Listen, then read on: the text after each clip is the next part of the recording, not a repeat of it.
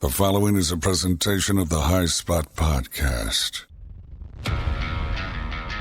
Making their way to the ring, talking about the world of professional wrestling, the team of Jeff Martin and the trendsetter Brian Perga, the Jersey Wrecking Crew.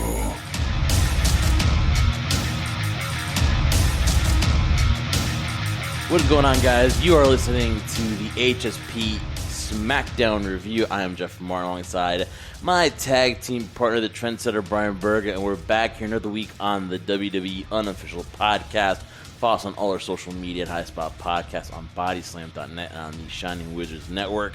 Trendsetter, I'm liking this Roman Reigns, I tell ya.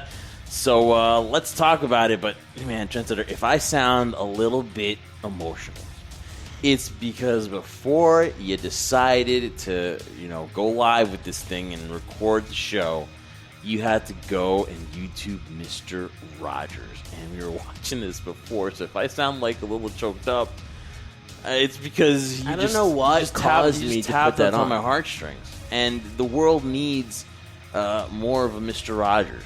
It definitely does today. Especially in the world of professional wrestling. There's no doubt, no question about that, Jeff. But no, it's sentimental. The ultimate babyface. I guess it would have to be more, Jeff, for me, that the sentimental factor comes in because I don't know why I dive into Mr. Rogers. I guess I was humming the ending of their outro. For their show. Were singing it. We were singing it. Let's not lie. We were. I was trying to sing it, Jeff. Really hit that acapella, hit that high C note really well. But I know, just feeling right now because in the day and age that we're living in, especially now with what we're dealing with the pandemic and COVID-19, it's more like you like to go back to nicer times. Yeah, the social injustice, all that stuff. You can't get along. You just go to a simpler time where it was really simple. I'd come home from school, I'd put my books down, and I'd watch some TV. Or if you were sick and wanted a little pick-me-up, you'd lay down in bed and watch PBS, Public Broadcasting Station, and watch Mr. Rogers. And it would cheer you up a little bit. So we all need some fun and happiness in our life. It's nice to reminisce. But to go back to what you're talking about, Roman Reigns, Jeff, I have to say, and it's very rare, but it seems to be now an occurrence now, and I hate that this pattern is happening, I really must say, that I am agreeing with you because I am 100% happy and elated with this type of Roman Reigns. And no, it's not because, Jeff, he is a heel, he's a bad guy. No. It's because finally I feel, and what I've been saying since the very beginning when people were like, well, why do you want to turn him heel? It's going to be now the cool thing to boo him now. That's going to be what's going to happen. Well, no, here's the thing. Now I feel that Roman, we don't know how he feels about the situation, but you think he's fine because he wrote off on doing it. But now Roman has wanted to do this. Yeah. He wanted to be He has more freedom. He has more liberty now to say what's on his mind and really truly be himself. And only then, everybody has complimented how good he's in the ring, and I will admit he is very good in the ring. But now we have the ability of that character developing, of Roman really showcasing who he is, not only as an in-ring performer, but as a performer on the microphone. And Paul Heyman is the icing on the cake, because Roman Reigns really doesn't have to be that much of being too wordsy. He just has to hit those points, and Paul Heyman will just knock it out of the ballpark for him. So basically, Roman Reigns just has to hit a double every time, and then Paul Heyman will just, bat him in all the time, using a baseball reference there. But we find out he's spoken. He talked about keeping his promise. He's talking about wrecking things. He's talking about how it was his Universal Championship. Paul Heyman was there again. Basically just add a little bit, saying that it wasn't Paul Heyman that seeked out Roman Reigns. It was Roman Reigns that brought him back out of obscurity, basically. And, it was just so well done. Again, these are the times where you wish there was an audience there, because you want to be rewarded for the hard work that you're doing in building this character now. You want to see those fans boo. You want to see it. Yes, the virtual fans are fine, but, they could be looking at something else, not really paying attention to this. You want to hear those boos. That is the payoff for Roman Reigns. And he said that again, that he is now aligned with Paul Heyman. He is his special counsel, and he said again, he kept his word. He doesn't care who the next opponent is, but we are seeing the evolution of Roman Reigns as this heel. And man, just going off by this promo Trendsetter, I want to see more. And man, I will be tuned into SmackDown next week for it. Well, it goes back to the old adage, right? Less is more here. You mentioned it in terms of Roman doesn't have to go out and say this big speech, this huge promo, hit these bullet points. That's why he has Paul Heyman as his assistants there. All he has to do is say what's really on his mind, and he did, and he knocked it out of the park, I feel. Not just him, but I think ever since coming back right now, and we were talking about it, Roman Reigns was gone for a lengthy period of time because, again, he was worried and concerned about COVID-19, not only from his own physical condition of what he had to deal with in terms of overcoming leukemia, but also dealing with the fact that he had a newborn already in the family, didn't want to run the risk of infecting them as well. Completely understandable. It came to the point, Jeff, when he admitted he had leukemia and went away for a while and came back. I was thinking, you can never boo this man. How could you ever? Leave it to Roman Reigns finding that way. And not in any other way. He wasn't insulting the fan base. He wasn't insulting the WWE Universe. He was just saying, you know what? Enough's enough. I'm going to get mine. Enough pleasing people. He didn't come out and say that, but that's the kind of vibe you got. Enough pleasing everybody. Words, Jeff, that you and I can live by, right? Enough pleasing everyone. I'm going to get mine. If you don't like it, that's tough. The fact that he says that it was not him that corrupted Roman Reigns, it was the other way around. And you mentioned it last week, and amazing how this intertwines. Last week you called Paul Heyman the devil himself. Mm-hmm. And for Roman Reigns to be the one coaxing Paul Heyman to come and join him, that's another amazing point there that you saw.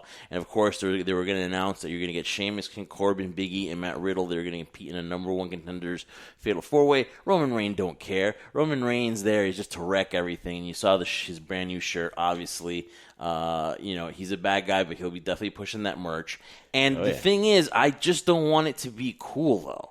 I mean, it's going to be eventually cool because Roman Reigns is, let's be honest, he's going to come off as a cool bad guy. So I don't know if WWE really cares about that because they really want to be popular so they can sell that merch because, the baby faces sell the merch and the heels kind of don't. But WWE is going to look to capitalize this cash-wise this with Roman Reigns. So, but for now, Trendsetter, man, I really can't find anything wrong with this Trendsetter. Yeah, and to me, my concerns aren't necessarily with that, Jeff, that you mentioned in terms of him not looking at to be cool. You don't want that because you want him to have that heat. You want people to not like him and not root against him. But again, it's a mere opposite for the fact that he's selling merchandise. I'm sure shirts are selling off out of stock right now in terms of trying to get them off WWEshop.com.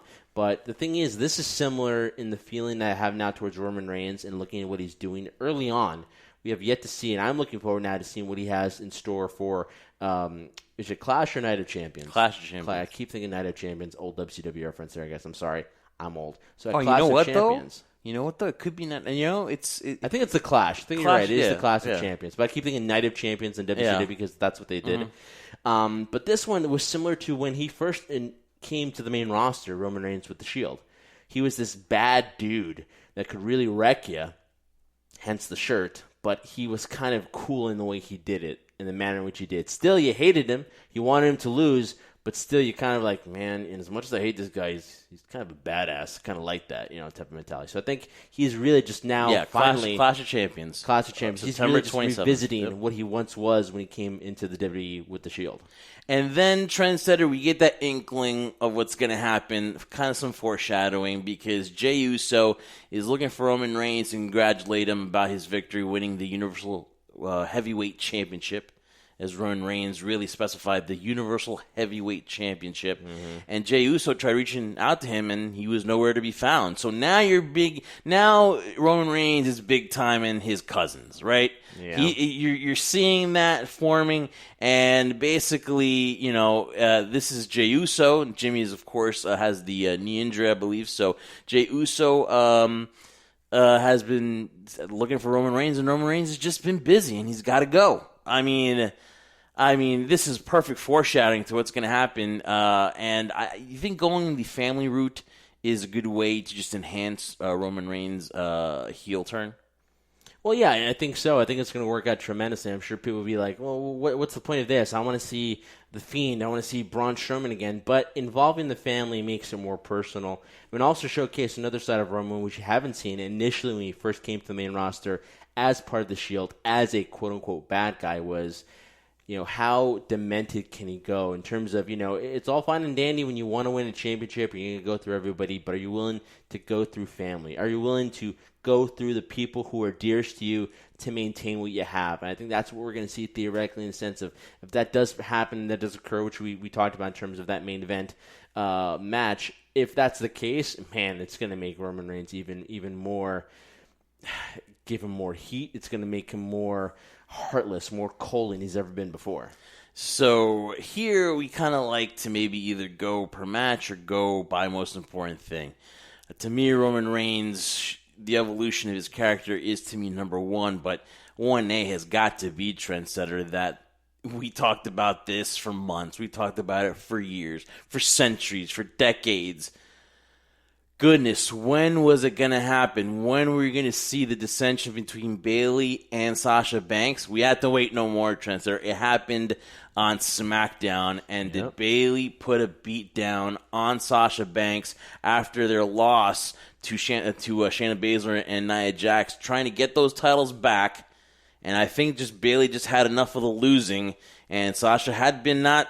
If Bayley were to come out and say why she did what she did, Bayley could say that Sasha was dropping the ball the last couple of weeks, but man, for Bayley to basically pulverize Sasha Banks the way that she did, man, this was probably brewing a lot. And you gotta say that Bayley probably did it before Sasha, lost her patience with Bayley, and it was the other way around. But what a beatdown by Sasha Banks! Really well done.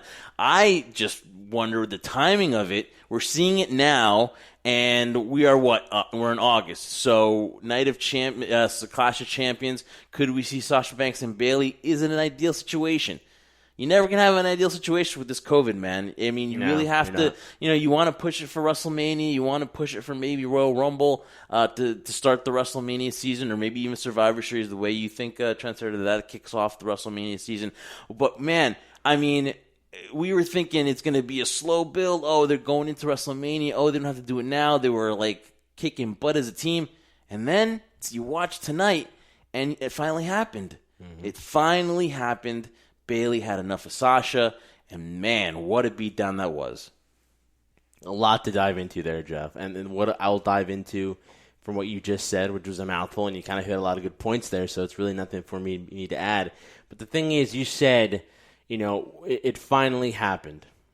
In my opinion, and I'm sure a lot of members of the crew would agree with me, and this isn't bitter grapes, this isn't me being bitter about anything. No, I'm just kind of stating fact of what is. I'm sure a lot of people listening to the crew on this show would say, this happened 2 years too late. Or in the sense, my personal preference is I've kind of lost interest in this. You know why? Not because it happened, because we knew that's what they were setting up for. We talked about this 2-3 years ago. A lot of people were thinking, oh, Sasha's going to turn her back on Bayley. Now, funny, it's the other way around, right? Bayley got the best of Sasha this time around. But what really starts to annoy me, and we know that the WWE is listening to this, because of course they're listening to us on the High Spot podcast, because every single time we've mentioned something that would be kind of a good idea, they've done the complete opposite of it, because it wasn't too long ago, Jeff, we were like, wow, you had mentioned it, right? Man, maybe you could save this till, WrestleMania season or WrestleMania. Granted, you can never time things out in the current situation they're in right now. Man. You can't anymore. Really. It's impossible, but it's wishful thinking. It would make sense. It would be awesome for a match at WrestleMania. But how do you do that? You're making Sasha and Bayley the most dominant force in women's wrestling right now, which they were doing. The problem is, in my honest opinion, was that they were doing it too quickly and too fast. The mere fact that they had gained dominance, that, Bayley's the longest reigning SmackDown Women's Champion, and then eventually became the tag team champions, and then, Sasha had to become 2-belt as well. I felt that as much momentum as they were gaining together, which was great, and I was thinking they're entertaining, they're obnoxious, that's what they do best. It's working. They're on all 3 shows, NXT, Raw, and SmackDown. But I think it was going too fast, and it was happening too fast. And the mere fact that now we reached this boiling point. So instead of extending this as long as you possibly can, like, for example, a Chris Jericho, Kevin Owens, where they kept teasing every single time there could be ripples within the friendship, which they were doing with this one. Well, it finally happened, and then this is the scenario we get. There's no other choice. There was no other choice for them to do but this. But the mere fact that, man, you had gold in them as a pair, now you're going to separate them. Well, you could say they've been teasing it for years, right? Yeah. So now they finally decided to do it. And I'm going to tell you, though, it's going to be interesting to see the next couple of weeks when you don't see that obnoxious couple in Bayley and Sasha Banks together, see how WWE tries to compensate, because now you're going to need to bring more women involved here because this no doubt leads to a Sasha and Bayley feud down the road, but you're putting your two major stars now in this rivalry. You're going to need to kind of revamp that, and we kind of saw this promo of this female, in heels walking around. We'll see what happens with that, but you're pulling all that your wasn't cards. Alexa Bliss? No, I don't think you're pulling all your cards to the table here in this matchup, and we want to see it, no doubt. We want to see where it goes, but now the next couple of weeks, man, you don't have that. You're guaranteed. We got this Sasha Bayley segment, right?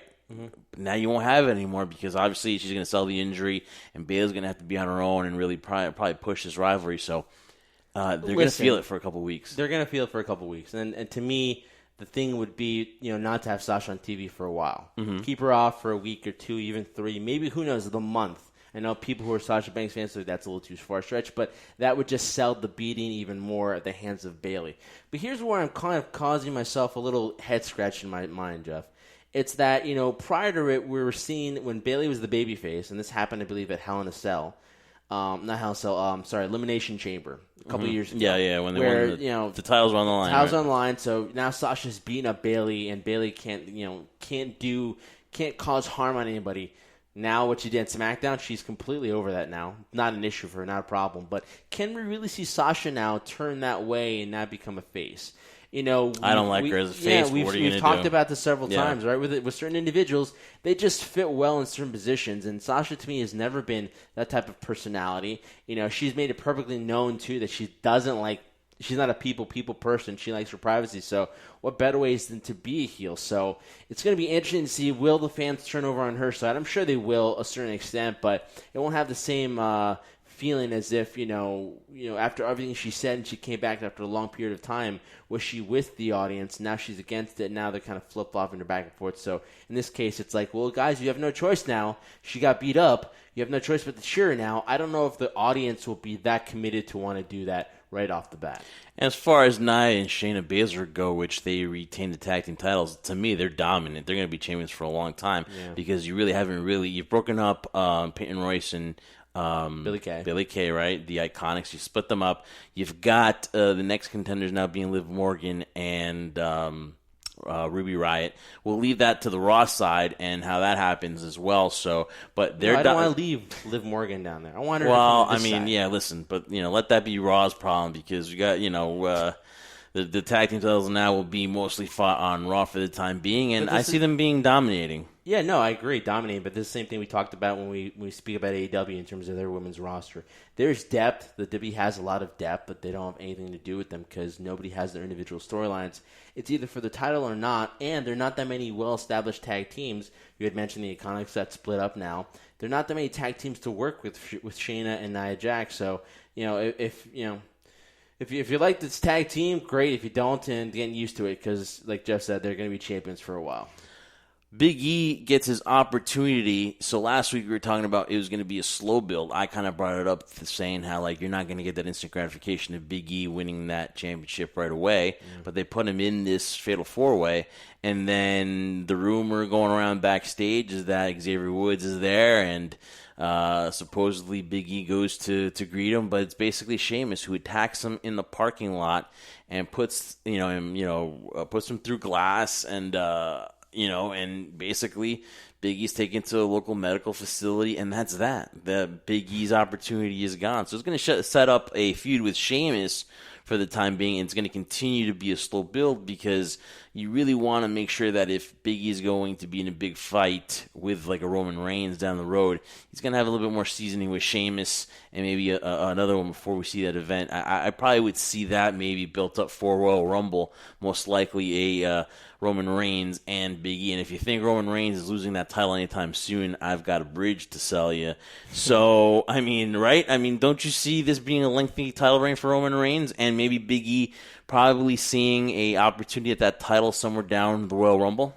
Well, also let's also state the obvious here that we've been talking about, that everybody's been talking about as well. That their big main gun that WWE has, Brock Lesnar, is no longer part of the WWE. He's a free agent. He's not associated with them anymore. So with that, now with the situation that the WWE's positioned Roman in, you're right. It would make absolutely no sense. But again, you gave the Fiend the championship and then took it off him for Bill Goldberg. Okay.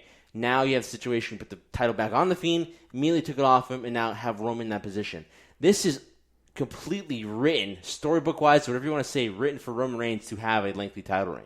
To have that ability now not only to be a dominant champion, but to be a dominant heel champion, and then hopefully he helps progress a lot of the other ones that haven't developed. Because when we look at SmackDown, we look on Raw as well, there are a lot of heels, a lot of bad guys, a lot of antagonists, right? You want the protagonists to be there to help out, and you haven't really developed that yet. So interesting there. I don't foresee it. If they decide to take the belt off of Roman Reigns, then the question comes, then what was the point of all that? Yeah, no, it's going to be a while before Roman, loses that title. And I could see this. I'm telling you now, if it's Vince, and you don't know, Vince can be unpredictable, right? It depends on what mood he's in or what side of the bed he wakes up, right? Or if he even sleeps at all. That you could see possibly Big E and Roman Reigns possibly be one of the main events for WrestleMania. What do you think about that? Yeah, I can see it too. But again, I try not to do that now because what we just spoke about before. Things change on the fly. Things change on the fly. Yeah, we are in a more unpredictable time in this day and age than we've ever been before. So although it's cool to think that right now, I'm going to save it till we actually start getting there and the leaves start falling, the weather starts getting cold over here. Stop it. Don't make me think about it. So would you be interested in a Sheamus versus Big E feud? Because basically beat him down, threw him in a garage door, and then through a car windshield. So a classic WWE. Is that something that you look forward to? Do you think Sheamus could be somebody that... Sheamus, I don't know if I said Sheamus right. Do you think Sheamus could be somebody that could propel Big E to that main event title picture with a feud properly done, by the way, hopefully, if they do decide to go that way, which seems like that's going to happen, right? I think that it could be good. It's two powerhouses, man. It's two big dudes. So is that something that when Big E returns from injury, do you think that he will be looking, he'll be looking for Sheamus. Do you think that works? Yes, and here's the why. I mean, in terms of in-ring chemistry, granted, we haven't seen Sheamus and Big E in singles competition in a while with each other, but we've seen them when Sheamus was tag team partners with Cesaro. They were the what was their name? It's slipping my mind. They were Sheamus and Cesaro. What were they? They were I was gonna say the Crew, but that's our fans listening to the show right now. Keep talking. The Bar. They're the Bar. The Bar. They were the Bar against the New Day, and so they've had many times in the ring, so they know each other really well. So I think that's a good point. In terms of in-ring chemistry, I think they'll be fine. Like you said, two powerhouses, but again, very athletic. Two both behemoths. of them. When you look at Sheamus' track record in terms of what he's done, he's accomplished quite a bit. And most people might forget it because he has been off TV for a while due to injuries and things of that nature. Where he was dealing with, I think, spinal stenosis, was a rumor, and then maybe his in-ring. When the Bar split up, his in-ring career might have been in jeopardy. Now he's back, obviously, back and looking better than ever physically and looks better in the ring as well. So, I think it will definitely help out Big E. I just hope, they won't go the same route where they went in and kind of tried to force feed this whole Jeff Hardy situation, to have us feel sorry for Jeff, to make us feel, the scenario of him overcoming his demons. I think they're playing the card quite a bit, which I understand why, because most people probably wouldn't think of Big E as somebody who could compete in the singles division, although he has been a former Intercontinental champion, and people say, I know, that was a long time ago, Brian, let it go, but it is there. I'm not going to ignore it. It did happen. So in this scenario, Sheamus being a former WWE champion, won the belt several times, it gives validity behind Big E, and again, I think both of them will work really well. I just hope they don't keep poking and keep mentioning, well, you haven't won the big one, Big E. You really haven't faced competition. Yeah, it looks like they're going with it because it looks like they're mocking him with it as far as like, it just seems like that's what they're doing. So we'll see what happens. But Sheamus really mocking Big E after doing what he did to him, taking him to a local medical facility, as Kyla Braxton reported there. So the Intercontinental title picture seems to be a three-man race here, Trendsetter, because Sami Zayn doesn't believe that he lost that title. Is upset that they're not even naming him the Intercontinental title when he comes out to do his in-ring promo. Jeff Hardy's down there saying, hey, if you just wanted a title shot, you might as well ask. And Sami Zayn is like, well, why do I have to fight for something that I have? It's great dialogue back and forth. And then AJ Styles, our Intercontinental Champion. I just love the interaction. Yes. Our Intercontinental Champion comes out. And then he just says he's the uncrowned champion, which, let's be honest, is true. And hopefully he dumped Joe Park and stopped that analytics game, and he's back to being that ferocious pit bull that we love in AJ Styles. And you know what? This is just leading to me, in my eyes, a triple threat match for the Intercontinental title. Not just any triple threat match, a ladder match. Yeah. Why couldn't it be a ladder match? I think that's the only fair thing, because I remember before I told you this during the High Spot podcast and obviously during the SmackDown review. I said, when was the last time that I could remember, legitimately, there were 2 Intercontinental Championships, Razor and Shawn, and that led to ladder match. This is money. You have 3 guys like AJ, Sami, and Jeff Hardy. The other guy who is the champion. Who is the true Intercontinental Champion. That'd be great. I mean, triple threat matches are cool and all, but when you have 3 going up on a ladder, I honestly don't think there have been 3 pitted up against each other in a ladder at all. I think that we've had Money in the Bank. We've had table Money in the Bank, yeah. But sold.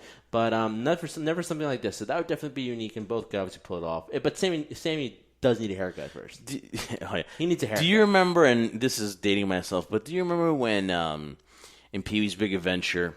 Where Pee-wee gets his bike back from the Hollywood studio, and he's in town, and then he sees the pet shop's on fire, a local pet shop, whatever, and he goes in there, and Pee-wee being the 1 second, Jeff. Guys, IMDb this Pee-wee's Big Adventure. Okay, yeah, it's top five all time. So he goes saves the puppies, the dog, the cats, the monkeys, fish, everything like that, and he always passes by the snakes because he doesn't want to touch it. He doesn't want to do anything with it. And he even does like, whatever, like, oh. But at the end, he comes out, and he has the snakes, and he finally passes out. And then, faints, and there's still a few more fish. But whatever, he basically saved the pet store, right? Yeah. Whatever.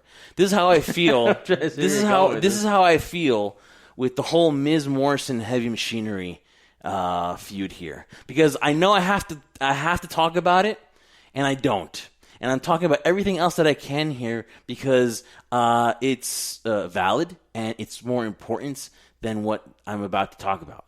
And I feel like Pee-wee holding the snakes and passing out because I got to talk about this hot garbage.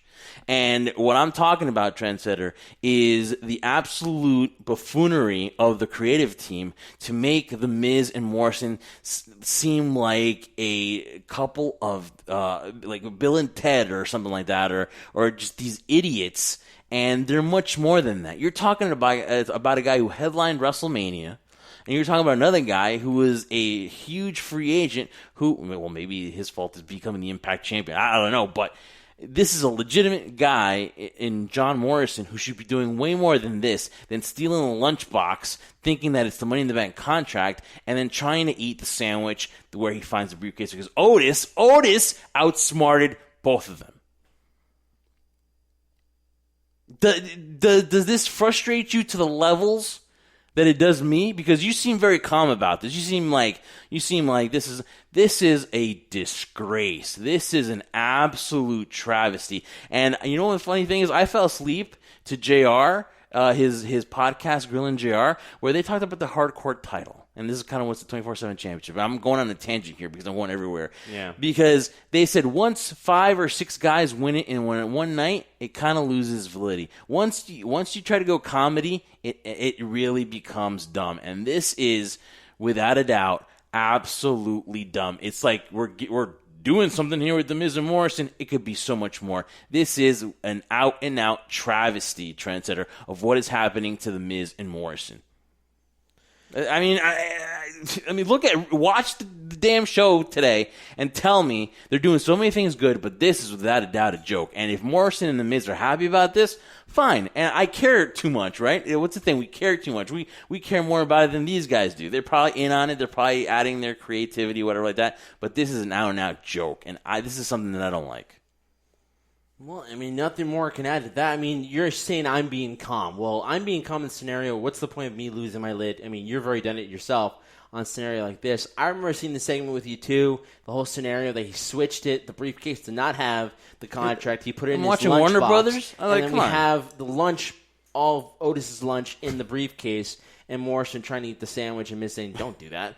I mean, it's sad. And to me, that's the more thing. Like, I can get mad. I've been mad before about it, and I just shake my head because the biggest thing and the biggest frustration is you guys who listen to this, the members of the crew who we value your opinion because you listen to us and you're fans as well. We're fans as well. What frustrates me to the point is that if we're playing fantasy booking, we know fantasy sports is a huge thing. Let's say we're fantasy professional wrestling here. We have a promotion, right?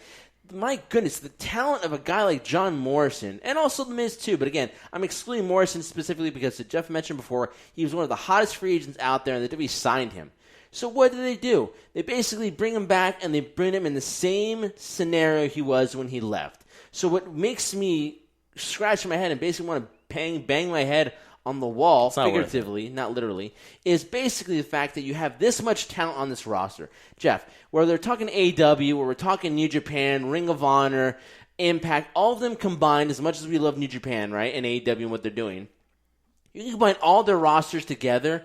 It's not even a quarter, a 1/10 of the talent that WWE has on their roster, and it just shocks and amazes me that this is what they do with it. You basically have this talent, you have this quality, and you don't do anything with it. So that's probably the most frustrating part about it. You know, Miz and Morrison might be having their chuckles, enjoying their little giggles and the sophomoric humor and enjoying catering.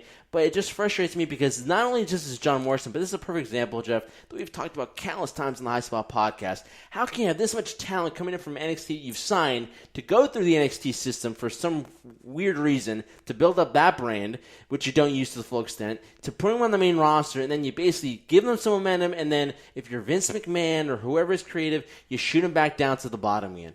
I don't get that. Why would you do that? That's if Jeff, that's if I have the first round draft pick, right? And I get the number one wide receiver out there and I bench him week number 1. Why? Why would I do that? Oh, because I like this guy. He's a better matchup. You have the number one wide receiver and number one quarterback. Why wouldn't you start them? Just because their matchups don't look good? And so I'm going to put the guy who's like a third string or a fourth string player just because he's playing against the worst defense? It's no logic behind it, and that's what frustrates me.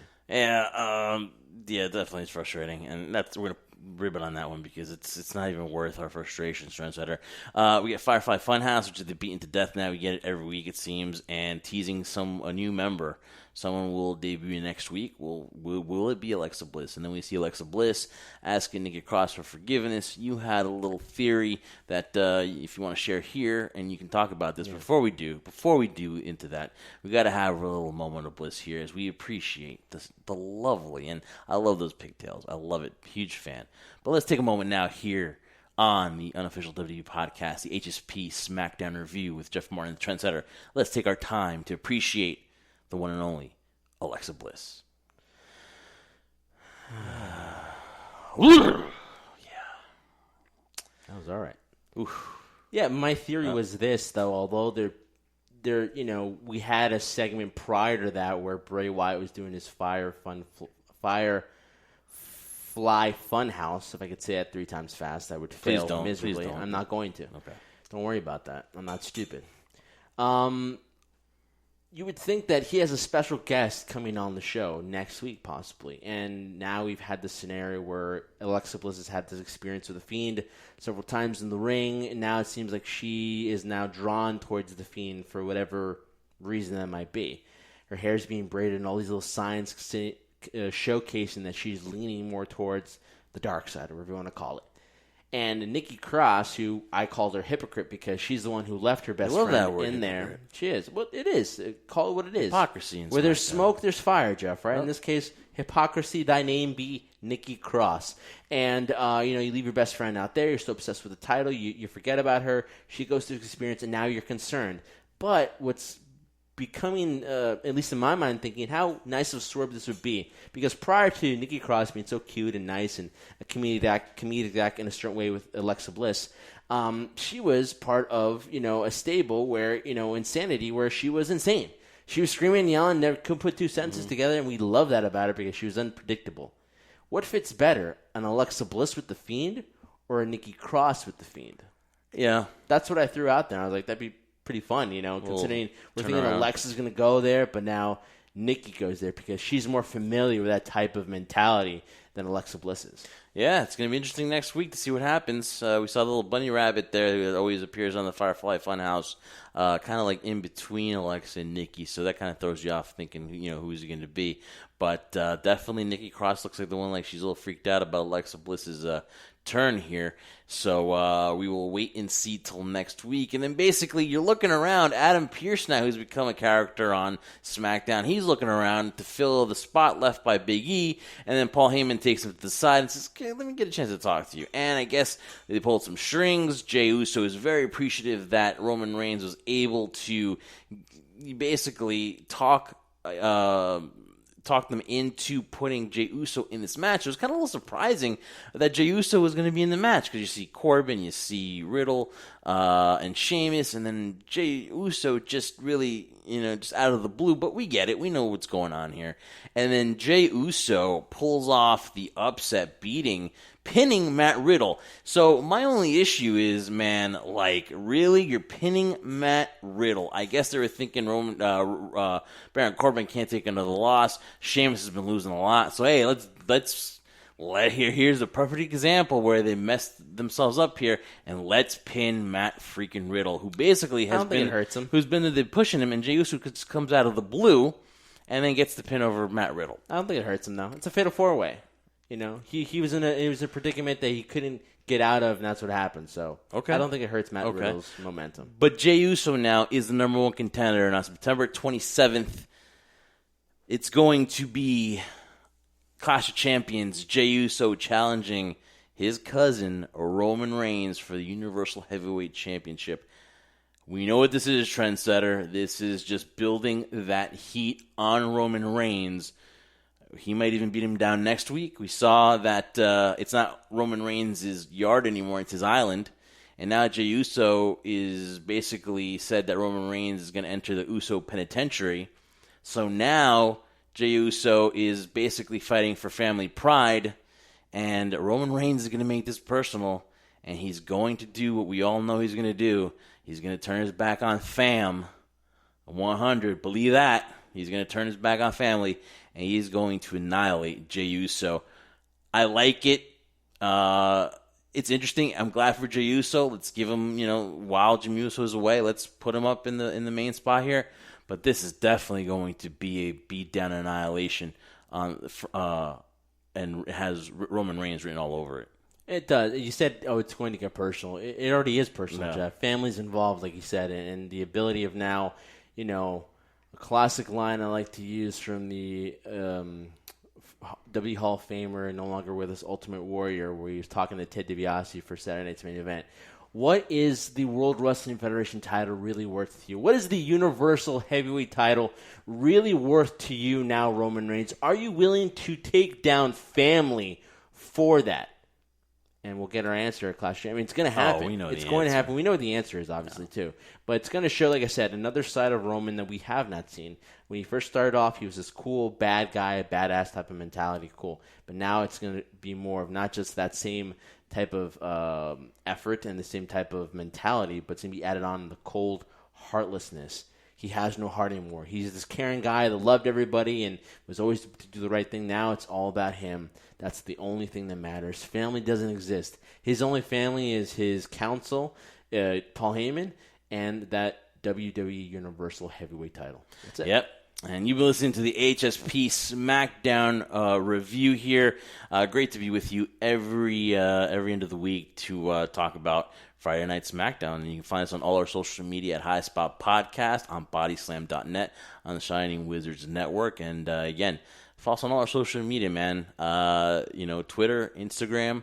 Go to highspotpodcast.com.